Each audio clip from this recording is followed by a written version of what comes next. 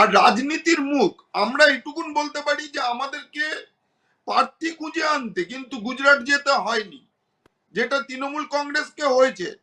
গুজরাটে ইউসুফ পাঠানকে, যিনি প্রধানমন্ত্রীর হয়ে প্রচার করেছিলেন, উনি এটা আবার বলছেন উনি একটা মকসদে এসছেন। আমি জানি না মকসদ কি, যে ওনার কাছে সেই মকসদটা কি, যে উনি বহিরাগত নন, উনি হয়তো কালীঘাটে ওই খালপাড়েই জন্মেছিলেন, তো আমাদের লোকজন হলেই বহিরাগত হয়ে যায়। তো এরকম অনেক আছে। কীর্তি আজাদ বহিরাগত নয়, বোধহয় আমাদের বড়বান সিনহা বোধহয় মেদিনীপুরে জন্মেছিলেন বা বর্ধমানে জন্মেছিলেন। কিন্তু তো আমাদের প্রার্থী আমাদের রাজ্যেরই মুখ এবং রাজ্যের থেকেই নেওয়া হয়েছে এবং যথেষ্ট বিচার বিবেচনা করে নেওয়া হয়েছে। আর সারা দেশ এই মুখিয়ে ছিল যে বিজেপির প্রার্থী তালিকা দেখার জন্য, এবং পশ্চিমবঙ্গবাসী অধীর আগ্রহে অপেক্ষা